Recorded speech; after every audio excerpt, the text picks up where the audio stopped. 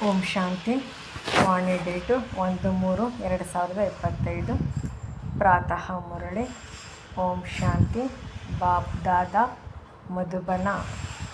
ಮಧುರ ಮಕ್ಕಳೇ, ಪ್ರೀತಿ ಮತ್ತು ವಿಪರೀತ ಇದು ಪ್ರವೃತ್ತಿ ಮಾರ್ಗದ ಶಬ್ದವಾಗಿದೆ. ಈಗ ನಿಮ್ಮ ಪ್ರೀತಿಯು ಒಬ್ಬ ತಂದೆಯೊಂದಿಗಿದೆ. ನೀವು ಮಕ್ಕಳು ನಿರಂತರ ತಂದೆಯ ನೆನಪಿನಲ್ಲಿ ಇರುತ್ತೀರಿ. ಪ್ರಶ್ನೆ: ನೆನಪಿನ ಯಾತ್ರೆಗೆ ಮತ್ಯಾವ ಹೆಸರನ್ನು ಕೊಡುತ್ತೀರಿ? ಉತ್ತರ: ನೆನಪಿನ ಯಾತ್ರೆಯು ಪ್ರೀತಿಯ ಯಾತ್ರೆಯಾಗಿದೆ. ವಿಪರೀತ ಬುದ್ಧಿಯವರಿಂದ ನಾಮ ರೂಪದಲ್ಲಿ ಸಿಕ್ಕಿಹಾಕಿಕೊಳ್ಳುವ ದುರ್ಗಂಧವು ಬರುತ್ತದೆ. ಅವರ ಬುದ್ಧಿಯು ತಮೋಪ್ರಧಾನವಾಗಿ ಬಿಡುತ್ತದೆ. ಯಾರ ಪ್ರೀತಿಯು ಒಬ್ಬ ತಂದೆಯೊಂದಿಗಿದೆಯೋ ಅವರು ಜ್ಞಾನದಾನ ಮಾಡುತ್ತಿರುತ್ತಾರೆ. ಯಾವುದೇ ದೇಹಧಾರಿಯೊಂದಿಗೆ ಅವರ ಪ್ರೀತಿ ಇರುವುದಿಲ್ಲ. ಗೀತೆ. ಈ ಸಮಯವು ಕಳೆಯುತ್ತಿದೆ. ಓಂ ಶಾಂತಿ. ತಂದೆಯು ಮಕ್ಕಳಿಗೆ ತಿಳಿಸುತ್ತಿದ್ದಾರೆ. ಈಗ ಇದಕ್ಕೆ ನೆನಪಿನ ಯಾತ್ರೆಯೆಂದು ಹೇಳಲಾಗುತ್ತದೆ, ಪ್ರೀತಿಯ ಯಾತ್ರೆಯೆಂದು ಹೇಳಲಾಗುತ್ತದೆ. ಮನುಷ್ಯರಂತೂ ಆ ತೀರ್ಥಯಾತ್ರೆಗಳಿಗೆ ಹೋಗುತ್ತಾರೆ, ಅಂದರೆ ರಚನೆ ಅಂದರೆ ದೇವತೆಯ ಯಾತ್ರೆಗೆ ಹೋಗುತ್ತಾರೆ. ಭಿನ್ನ ಭಿನ್ನ ರಚನೆ ಇದೆಯಲ್ಲವೇ? ರಚಯಿತನನ್ನಂತೂ ಯಾರೂ ತಿಳಿದುಕೊಂಡಿಲ್ಲ. ಈಗ ನೀವು ರಚಯಿತ ತಂದೆಯನ್ನು ಅರಿತುಕೊಂಡಿದ್ದೀರಿ. ಅಂದ ಮೇಲೆ ಆ ತಂದೆಯ ನೆನಪು ಮಾಡುವುದರಲ್ಲಿ ನೀವು ಎಂದೂ ನಿಂತು ಬಿಡಬಾರದು. ನಿಮಗೆ ನೆನಪಿನ ಯಾತ್ರೆಯು ಸಿಕ್ಕಿದೆ. ಇದಕ್ಕೆ ನೆನಪಿನ ಯಾತ್ರೆ ಅಥವಾ ಪ್ರೀತಿಯ ಯಾತ್ರೆ ಎಂದು ಕರೆಯಲಾಗುತ್ತದೆ. ಯಾರಿಗೆ ತಂದೆಯ ಪ್ರತಿ ಹೆಚ್ಚಿನ ಪ್ರೀತಿ ಇರುವುದೋ ಅವರು ಯಾತ್ರೆಯನ್ನು ಸಹ ಚೆನ್ನಾಗಿ ಮಾಡುತ್ತಾರೆ. ಎಷ್ಟು ಪ್ರೀತಿಯಿಂದ ಯಾತ್ರೆಯಲ್ಲಿ ಇರುತ್ತಾರೆಯೋ ಅಷ್ಟು ಪವಿತ್ರವಾಗುತ್ತಾ ಹೋಗುತ್ತಾರೆ. ಶಿವ ಭಗವಾನ್ ವಾಚ್ ಇದೆಯಲ್ಲವೇ? ವಿನಾಶಕಾಲೇ ವಿಪರೀತ ಬುದ್ಧಿ ಮತ್ತು ವಿನಾಶಕಾಲೇ ಪ್ರೀತಿ ಬುದ್ಧಿ. ನೀವು ಮಕ್ಕಳಿಗೆ ತಿಳಿದಿದೆ. ಈಗ ವಿನಾಶಕಾಲವಾಗಿದೆ. ಅದೇ ಗೀತಾ ಭಾಗವು ನಡೆಯುತ್ತಿದೆ. ಶ್ರೀಕೃಷ್ಣನ ಗೀತೆ ಮತ್ತು ತ್ರಿಮೂರ್ತಿ ಶಿವನ ಗೀತೆಯ ಅಂತರವನ್ನು ಸಹ ತಂದೆಯು ತಿಳಿಸಿದ್ದಾರೆ. ಈಗ ಗೀತೆಯ ಭಗವಂತ ಯಾರು? ಪರಮ ಪಿತಾ ಶಿವ ಭಗವಾನ್ ವಾಚ್. ಕೇವಲ ಶಿವ ಎಂದು ಬರೆಯಬಾರದು, ಏಕೆಂದರೆ ಶಿವ ಎಂಬ ಹೆಸರು ಅನೇಕರಿಗೆ ಇದೆ. ಆದ್ದರಿಂದ ಪರಮಪಿತ ಪರಮಾತ್ಮ ಶಿವ ಎಂದು ಬರೆಯುವುದರಿಂದ ಅವರು ಶ್ರೇಷ್ಠಾತಿ ಶ್ರೇಷ್ಠನಾಗಿಬಿಟ್ಟರು. ತಮ್ಮನ್ನು ಯಾರೂ ಸಹ ಪರಮಪಿತನೆಂದು ಹೇಳಿಕೊಳ್ಳಲು ಸಾಧ್ಯವಿಲ್ಲ. ಸನ್ಯಾಸಿಗಳು ಶಿವೋಹಂ ಎಂದು ಹೇಳಿಕೊಳ್ಳುತ್ತಾರೆ. ಅವರು ತಂದೆಯನ್ನು ನೆನಪು ಮಾಡುವುದಕ್ಕೂ ಸಾಧ್ಯವಿಲ್ಲ, ಏಕೆಂದರೆ ತಂದೆಯನ್ನು ತಿಳಿದುಕೊಂಡೇ ಇಲ್ಲ. ತಂದೆಯೊಂದಿಗೆ ಪ್ರೀತಿಯೂ ಇಲ್ಲ. ಪ್ರೀತಿ ಮತ್ತು ವಿಪರೀತ ಈ ಶಬ್ದವು ಪ್ರವೃತ್ತಿ ಮಾರ್ಗಕ್ಕಾಗಿಯೇ ಇದೆ. ಕೆಲವು ಮಕ್ಕಳಿಗೆ ತಂದೆಯೊಂದಿಗೆ ಪ್ರೀತಿ ಬುದ್ಧಿ ಇರುತ್ತದೆ, ಇನ್ನು ಕೆಲವರಿಗೆ ವಿಪರೀತವೂ ಇರುತ್ತದೆ. ನಿಮ್ಮಲ್ಲಿಯೂ ಹಾಗೆಯೇ. ಯಾರು ತಂದೆಯ ಸೇವೆಯಲ್ಲಿ ತತ್ಪರರಾಗಿರುತ್ತಾರೆಯೋ ಅವರಿಗೆ ತಂದೆಯ ಜೊತೆ ಪ್ರೀತಿ ಬುದ್ಧಿ ಇದೆ. ತಂದೆಯ ವಿನಃ ಮತ್ಯಾರೊಂದಿಗೂ ಪ್ರೀತಿ ಇರಲು ಸಾಧ್ಯವಿಲ್ಲ. ಬಾಬಾ ನಾವು ತಮ್ಮ ಸಹಯೋಗಿಗಳು ಆಗಿದ್ದೇವೆಂದು ತಂದೆಗೆ ಹೇಳುತ್ತಾರೆ. ಇದರಲ್ಲಿ ಬ್ರಹ್ಮರವರ ಮಾತೇ ಇಲ್ಲ. ಶಿವ ತಂದೆಯ ಜೊತೆ ಯಾವ ಆತ್ಮಗಳ ಪ್ರೀತಿ ಇದೆಯೋ ಅವರು ಅವಶ್ಯವಾಗಿ ಸಹಯೋಗಿಗಳು ಆಗಿರುತ್ತಾರೆ. ಶಿವ ತಂದೆಯ ಜೊತೆ ಅವರು ಸೇವೆ ಮಾಡುತ್ತಿರುತ್ತಾರೆ. ಪ್ರೀತಿ ಇಲ್ಲವೆಂದರೆ ಅರ್ಥ ವಿಪರೀತವಾಗಿ ಬಿಡುತ್ತಾರೆ. ವಿಪರೀತ ಬುದ್ಧಿ ವಿನಶ್ಯಂತಿ. ಯಾರಿಗೆ ತಂದೆಯೊಂದಿಗೆ ಪ್ರೀತಿ ಇದೆಯೋ ಅವರು ಸಹಯೋಗಿಗಳು ಆಗುತ್ತಾರೆ. ಎಷ್ಟು ಪ್ರೀತಿಯೋ ಅಷ್ಟು ಸೇವೆಯಲ್ಲಿ ಸಹಯೋಗಿಗಳು ಆಗುತ್ತಾರೆ. ನೆನಪೇ ಮಾಡುವುದಿಲ್ಲವೆಂದರೆ ಪ್ರೀತಿಯೂ ಇಲ್ಲ.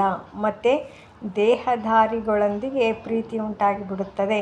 ಮನುಷ್ಯರು ಮನುಷ್ಯರಿಗೆ ತಮ್ಮ ಸ್ಮರಣಾರ್ಥವಾಗಿ ವಸ್ತುಗಳನ್ನು ಕೊಡುತ್ತಾರಲ್ಲವೇ? ಅದನ್ನು ನೋಡಿದಾಗ ಅವಶ್ಯವಾಗಿ ಅವರ ನೆನಪು ಬರುತ್ತದೆ. ಈಗ ತಂದೆಯು ನೀವು ಮಕ್ಕಳಿಗೆ ಅವಿನಾಶಿ ಜ್ಞಾನರತ್ನಗಳ ಉಡುಗೊರೆಯನ್ನು ಕೊಡುತ್ತಾರೆ. ಇದರಿಂದ ನೀವು ರಾಜ್ಯ ಪದವಿಯನ್ನು ಪ್ರಾಪ್ತಿ ಮಾಡಿಕೊಳ್ಳುತ್ತೀರಿ. ಅವಿನಾಶಿ ಜ್ಞಾನರತ್ನಗಳ ದಾನ ಮಾಡುತ್ತಾರೆಂದರೆ ಅವರು ಪ್ರೀತಿ ಬುದ್ಧಿಯವರು ಎಂದರ್ಥ. ತಂದೆಯು ಎಲ್ಲರ ಕಲ್ಯಾಣ ಮಾಡಲು ಬಂದಿದ್ದಾರೆ. ಅದರಲ್ಲಿ ನಾವು ಸಹ ಸಹಯೋಗಿಗಳು ಆಗಬೇಕೆಂದು ತಿಳಿದುಕೊಂಡಿದ್ದಾರೆ. ಇಂತಹ ಪ್ರೀತಿ ಬುದ್ಧಿಯುಳ್ಳವರು ವಿಜಯಿಗಳು ಆಗುತ್ತಾರೆ. ಯಾರು ನೆನಪು ಮಾಡುವುದೇ ಇಲ್ಲವೋ ಅವರು ಪ್ರೀತಿ ಬುದ್ಧಿಯವರಲ್ಲ.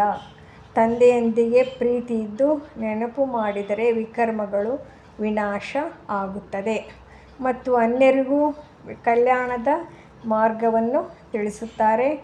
ನೀವು ಬ್ರಾಹ್ಮಣ ಮಕ್ಕಳದು ಸಹ ಪ್ರೀತಿ ಮತ್ತು ವಿಪರೀತದ ಮೇಲೆ ಆಧಾರಿತವಾಗಿದೆ. ತಂದೆಯನ್ನು ಹೆಚ್ಚು ನೆನಪು ಮಾಡುತ್ತಾರೆಂದರೆ ಪ್ರೀತಿ ಇದೆ ಎಂದರ್ಥ. ತಂದೆಯು ತಿಳಿಸುತ್ತಾರೆ, ನಿರಂತರ ನನ್ನನ್ನು ನೆನಪು ಮಾಡಿ ನನ್ನ ಸಹಯೋಗಿಗಳು ಆಗಿರಿ. ರಚನೆಗೆ ಒಬ್ಬ ರಚಯಿತ ತಂದೆಯೇ ನೆನಪೇ ಇರಬೇಕು. ಯಾವುದೇ ರಚನೆಯನ್ನು ನೆನಪು ಮಾಡಬಾರದು.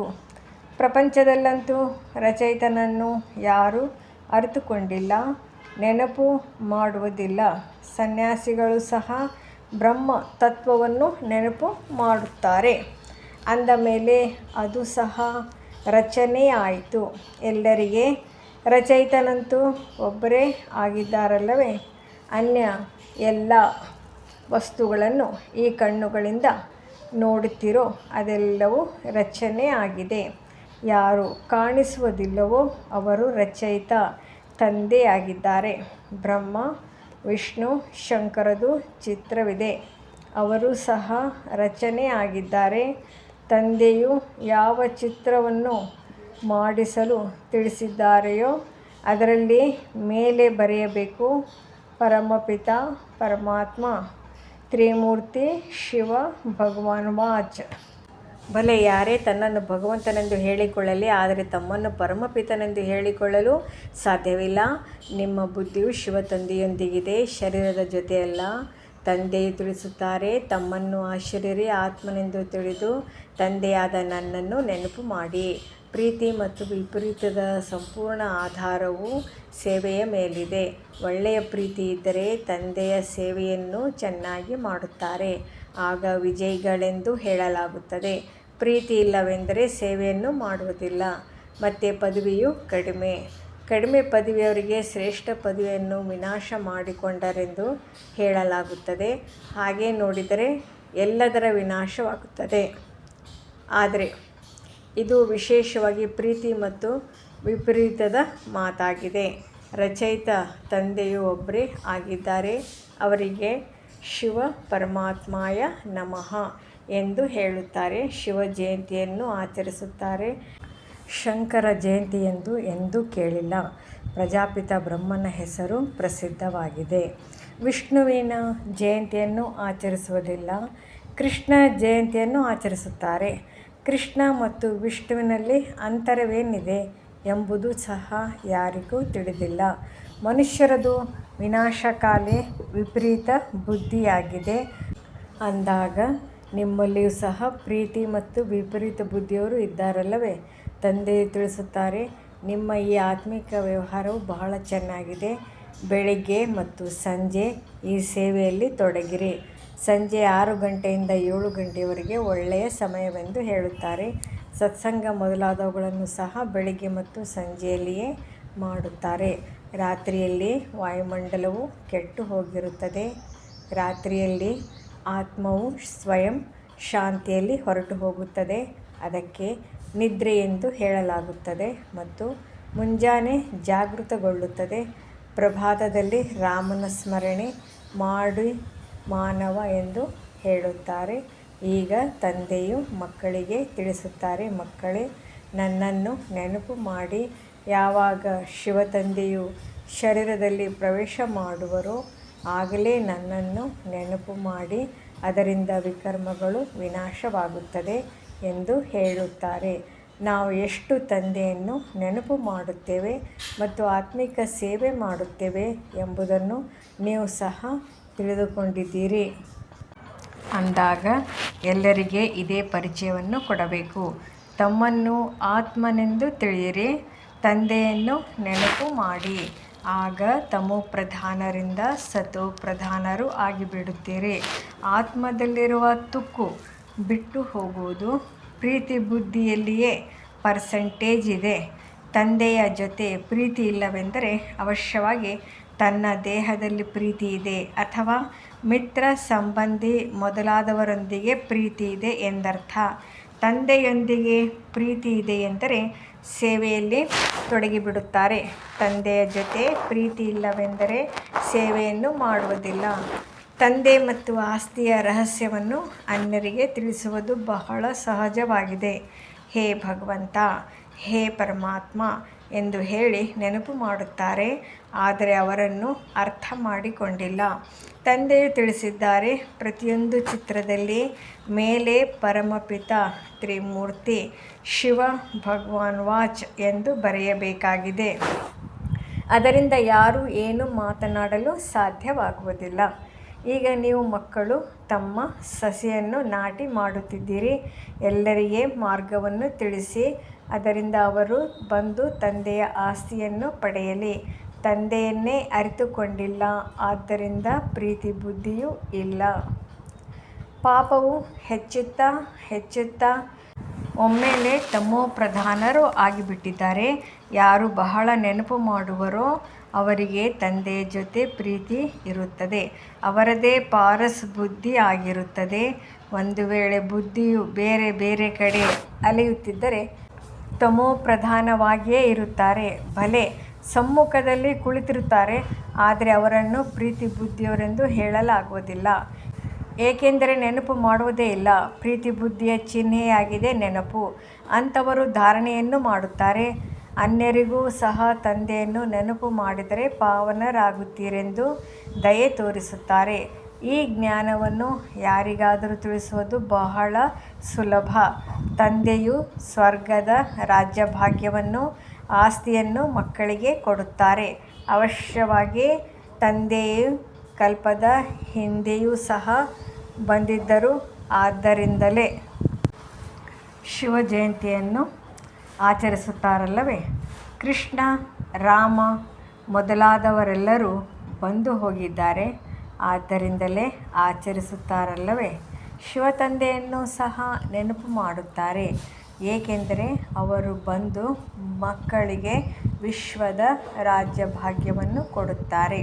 ಹೊಸಬರು ಈ ಮಾತುಗಳನ್ನು ತಿಳಿದುಕೊಳ್ಳುವುದಿಲ್ಲ, ಅರಿತುಕೊಳ್ಳುವುದಿಲ್ಲ, ಸಾಧ್ಯವಾಗುವುದಿಲ್ಲ. ಭಗವಂತನು ಹೇಗೆ ಬಂದು ಆಸ್ತಿಯನ್ನು ಕೊಡುತ್ತಾರೆ ಇದನ್ನು ಸಹ ತಿಳಿದುಕೊಂಡಿಲ್ಲ. ಸಂಪೂರ್ಣ ಕಲ್ಲು ಬುದ್ಧಿಯವರಾಗಿದ್ದಾರೆ.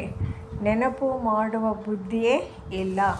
ಸ್ವಯಂ ತಂದೆಯು ತಿಳಿಸುತ್ತಾರೆ, ನೀವು ಅರ್ಧಕಲ್ಪದ ಪ್ರಿಯತಮೆಯರೂ ಆಗಿದ್ದೀರಿ. ಈಗ ನಾನು ಬಂದಿದ್ದೇನೆ. ಭಕ್ತಿ ಮಾರ್ಗದಲ್ಲಿ ನೀವು ಎಷ್ಟೊಂದು ಅಲೆದಾಡುತ್ತೀರಿ, ಆದರೆ ಭಗವಂತನು ಯಾರಿಗೂ ಸಿಗಲೇ ಇಲ್ಲ. ಈಗ ನೀವು ಮಕ್ಕಳು ತಿಳಿದುಕೊಂಡಿದ್ದೀರಿ. ತಂದೆಯು ಭಾರತದಲ್ಲಿಯೇ ಬಂದಿದ್ದರು ಮತ್ತು ಮುಕ್ತಿ, ಜೀವನ್ಮುಕ್ತಿಯ ಮಾರ್ಗವನ್ನು ತಿಳಿಸಿದ್ದರು. ಕೃಷ್ಣನು ಈ ಮಾರ್ಗವನ್ನು ತಿಳಿಸುವುದಿಲ್ಲ. ಭಗವಂತನೊಂದಿಗೆ ಪ್ರೀತಿಯು ಹೇಗೆ ಜೋಡಿಸಲ್ಪಡುತ್ತದೆ ಎಂಬುದನ್ನು ತಂದೆಯು ಬಂದು ಭಾರತವಾಸಿಗಳಿಗೆ ತಿಳಿಸುತ್ತಾರೆ. ಬರುವುದು ಭಾರತದಲ್ಲಿಯೇ. ಶಿವ ಜಯಂತಿಯನ್ನು ಇಲ್ಲಿಯೇ ಆಚರಿಸುತ್ತಾರೆ. ನೀವು ಮಕ್ಕಳಿಗೂ ತಿಳಿದಿದೆ, ಶ್ರೇಷ್ಠಾತಿಶ್ರೇಷ್ಠನು ಭಗವಂತನಾಗಿದ್ದಾರೆ. ಅವರ ಹೆಸರಾಗಿದೆ ಶಿವ. ಆದ್ದರಿಂದ ನೀವು ಕರೆಯುತ್ತೀರಿ. ಶಿವ ಜಯಂತಿಯು ವಜ್ರ ಸಮಾನ ಜಯಂತಿಯಾಗಿದೆ. ಉಳಿದೆಲ್ಲರದು ಕವಡೆಯ ಸಮಾನ ಜಯಂತಿಯಾಗಿದೆ. ಹೀಗೆ ಬರೆಯುವುದರಿಂದ ನೋಡಿದವರಿಗೆ ಕೋಪ ಬಂದು ಬಿಡುತ್ತದೆ. ಆದ್ದರಿಂದ ಪ್ರತಿಯೊಂದು ಚಿತ್ರದಲ್ಲಿ ಶಿವ ಭಗವಾನ್ ವಾಚ್ ಎಂದು ಇದ್ದಾಗ ನೀವು ಸುರಕ್ಷಿತರಾಗುತ್ತೀರಿ. ಕೆಲವು ಮಕ್ಕಳು ಪೂರ್ಣ ಅರಿತುಕೊಂಡಿಲ್ಲವೆಂದರೆ ಬೇಜಾರಾಗಿ ಬಿಡುತ್ತಾರೆ. ಮಾಯೆಯ ಗ್ರಹಚಾರಿಯು ಮೊದಲ ಯುದ್ಧವನ್ನು ಬುದ್ಧಿಯ ಮೇಲೆ ಮಾಡುತ್ತದೆ. ತಂದೆಯಿಂದ ಬುದ್ಧಿಯೋಗವನ್ನು ತೆಗೆಸಿಬಿಡುತ್ತದೆ. ಇದರಿಂದ ಒಮ್ಮೆಲೇ ಮೇಲಿನಿಂದ ಕೆಳಗೆ ಇಳಿಯುತ್ತಾರೆ. ದೇಹಧಾರಿಗಳ ಜೊತೆ ಬುದ್ಧಿಯೋಗವು ಸಿಲುಕಿ ಹಾಕಿಕೊಳ್ಳುತ್ತದೆಂದರೆ ತಂದೆಯಿಂದ ವಿಪರೀತ ಆದರಲ್ಲವೇ? ನೀವು ಒಬ್ಬ ವಿಚಿತ್ರ ವಿದೇಹಿ ತಂದೆಯೊಂದಿಗೆ ಪ್ರೀತಿಯನ್ನು ಇಡಬೇಕಾಗಿದೆ. ದೇಹಧಾರಿಗಳೊಂದಿಗೆ ಪ್ರೀತಿಯನ್ನು ಇಡುವುದು ನಷ್ಟಕಾರಕವಾಗಿದೆ. ಬುದ್ಧಿಯೋಗವು ತಂದೆಯಿಂದ ತುಂಡರಿಸುತ್ತದೆ ಎಂದರೆ ಒಮ್ಮೆಲೆ ಕೆಳಗೆ ಬೀಳುತ್ತಾರೆ. ಭಲೆ ಇದು ಅನಾದಿ ಮಾಡಲ್ಪಟ್ಟ ನಾಟಕವಾಗಿದೆ, ಆದರೂ ಸಹ ತಿಳಿಸುವುದು ಒಳ್ಳೆಯದಲ್ಲವೇ? ವಿಪರೀತ ಬುದ್ಧಿಯವರಿಂದ ಹೇಗೆ ನಾಮ ರೂಪದಲ್ಲಿ ಸಿಕ್ಕಿಕೊಳ್ಳುವ ದುರ್ಗಂಧವು ಬರುತ್ತದೆ. ಇಲ್ಲವಾದರೆ ಸೇವೆಯಲ್ಲಿ ಎದ್ದು ನಿಲ್ಲುತ್ತಿದ್ದರು. ತಂದೆಯು ನಿನ್ನೆಯೂ ಸಹ ಬಹಳ ಚೆನ್ನಾಗಿ ತಿಳಿಸಿದರು. ಮುಖ್ಯ ಮಾತಾಗಿದೆ, ಗೀತೆಯ ಭಗವಂತ ಯಾರು? ಇದರಲ್ಲಿಯೇ ನಿಮ್ಮ ವಿಜಯ ಆಗಬೇಕಾಗಿದೆ. ನೀವು ಕೇಳುತ್ತೀರಿ, ಗೀತೆಯ ಭಗವಂತ ಶಿವನೋ ಅಥವಾ ಕೃಷ್ಣನೋ? ಸುಖ ನೀಡುವವರು ಯಾರು? ಸುಖ ನೀಡುವವರಂತೂ ಶಿವನಾಗಿದ್ದಾರೆ. ಅವರಿಗೆ ಮತವನ್ನು ನೀಡಬೇಕು. ಅವರದೇ ಮಹಿಮೆ ಇದೆ. ಈಗ ಮತ ಅಂದರೆ ಓಟು ನೀಡಿ. ಗೀತೆಯ ಭಗವಂತ ಯಾರು? ಶಿವನಿಗೆ ಯಾರು ಓಟು ಅಂದರೆ ಮತ ಕೊಡುವರು? ಅವರಿಗೆ ಪ್ರೀತಿ ಬುದ್ಧಿಯವರೆಂದು ಹೇಳಲಾಗುತ್ತದೆ. ಇದು ಅತಿ ದೊಡ್ಡ ಚುನಾವಣೆಯಾಗಿದೆ. ಯಾರು ಇಡೀ ದಿನ ವಿಚಾರ ಸಾಗರ ಮಂಥನ ಮಾಡುತ್ತಿರುವರೋ ಅವರ ಬುದ್ಧಿಯಲ್ಲಿಯೇ ಇವೆಲ್ಲ ಯುಕ್ತಿಗಳು ಹೊಳೆಯುತ್ತವೆ.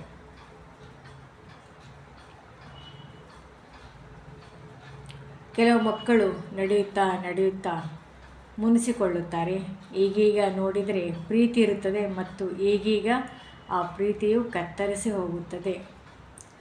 ಮುನಿಸಿಕೊಳ್ಳುತ್ತಾರೆ. ಯಾವುದಾದರೂ ಮಾತಿನಿಂದ ಮುನಿಸಿಕೊಂಡರೆ ಅವರು ಮತ್ತೆ ನೆನಪು ಮಾಡುವುದಿಲ್ಲ.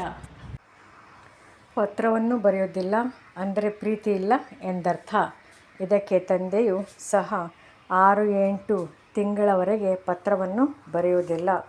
ತಂದೆಯು ಕಾಲನಾಗಿದ್ದಾನಲ್ಲವೇ? ಜೊತೆಯಲ್ಲಿ ಧರ್ಮರಾಜರು ಇದ್ದಾರೆ.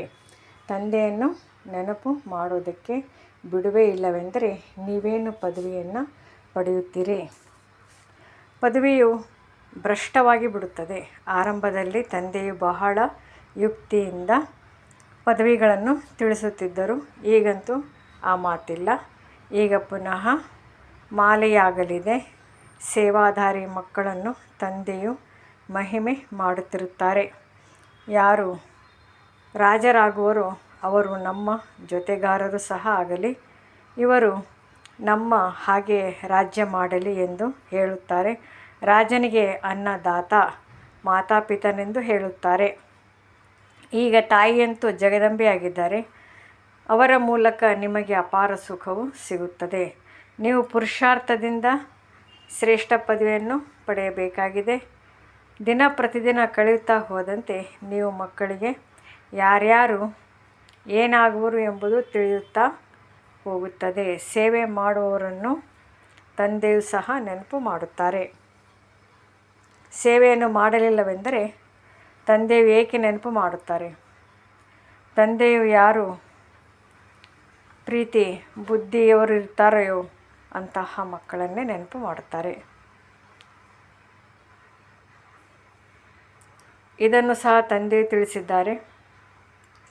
ಯಾರಾದರೂ ಕೊಟ್ಟಿರುವ ವಸ್ತುಗಳನ್ನು ನೀವು ತೊಟ್ಟುಕೊಳ್ಳುತ್ತೀರೆಂದರೆ ಅವರ ನೆನಪು ಅವಶ್ಯವಾಗಿ ಬರುತ್ತದೆ. ಆದ್ದರಿಂದ ಶಿವತಂದೆಯ ಭಂಡಾರದಿಂದ ತೆಗೆದುಕೊಳ್ಳುತ್ತಿದ್ದರೆಂದರೆ ಶಿವತಂದೆಯ ನೆನಪೇ ಬರುವುದು. ಈ ಬಾಬಾರವರು ತಮ್ಮ ಅನುಭವವನ್ನು ತಿಳಿಸುತ್ತಾರೆ. ಕೊಟ್ಟಿರುವವರ ನೆನಪಂತೂ ಅವಶ್ಯವಾಗಿ ಬರುತ್ತದೆ. ಆದ್ದರಿಂದ ಯಾರದೇ ಕೊಟ್ಟಿರುವ ವಸ್ತುವನ್ನು ತಮ್ಮ ಬಳಿ ಇಟ್ಟುಕೊಳ್ಳಬಾರದು. ಒಳ್ಳೆಯದು. ಮಧುರಾತಿ ಮಧುರ ಅಗಲಿ ಹೋಗಿ ಮರಳಿ ಸಿಕ್ಕಿರುವಂತಹ ಮಕ್ಕಳಿಗೆ ಪ್ರೀತಿಯ ಮಾತಾಪಿತಾ ಬಾಪ್ ದಾದಾರವರ ನೆನಪು, ಪ್ರೀತಿ ಹಾಗೂ ನಮಸ್ತೆ. ಆತ್ಮೀಯ ಮಕ್ಕಳಿಗೆ ಆತ್ಮೀಯ ತಂದೆಯ ನಮಸ್ತೆ. ಆತ್ಮಿಕ ತಂದೆಯೇ ಆತ್ಮಿಕ ಮಕ್ಕಳಿಂದ ನಮಸ್ತೆ. ಧಾರಣೆಗಾಗಿ ಮುಖ್ಯ ಸಾರ.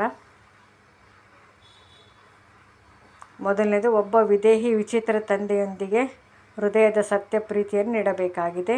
ಸದಾ ಗಮನವಿರಲಿ. ಮಾಯೆಯ ಗ್ರಹಚಾರವು ಎಂದೂ ಬುದ್ಧಿಯ ಮೇಲೆ ಯುದ್ಧ ಮಾಡದಿರಲಿ.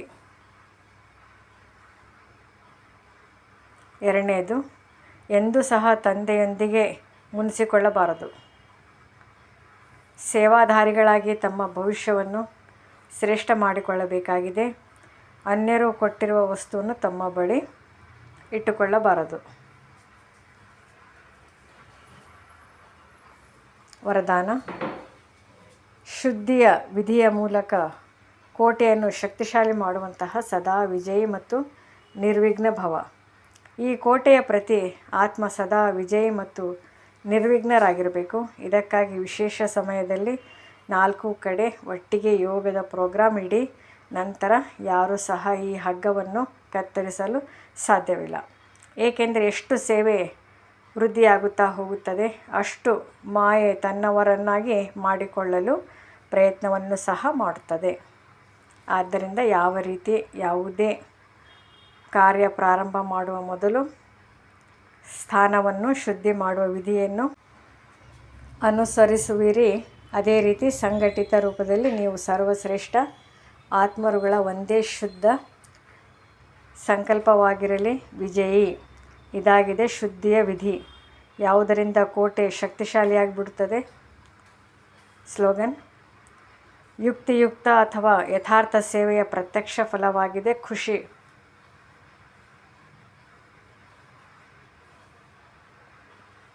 ಅವ್ಯಕ್ತ ಸೂಚನೆ: ಸತ್ಯ ಮತ್ತು ಸಭ್ಯತೆ ರೂಪಿ ಕಲ್ಚರ್ ಅಂದರೆ ಸಂಸ್ಕೃತಿಯನ್ನು ತಮ್ಮದಾಗಿಸಿಕೊಳ್ಳಿರಿ.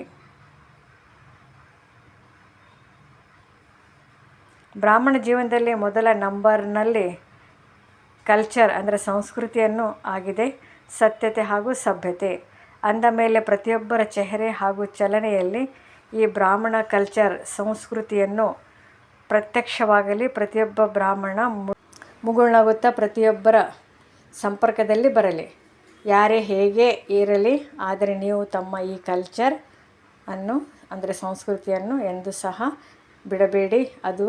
ಆಗ ಸಹಜ ಪರಮಾತ್ಮ ಪ್ರತ್ಯಕ್ಷತೆಯ ನಿಮಿತ್ತರಾಗುವಿರಿ.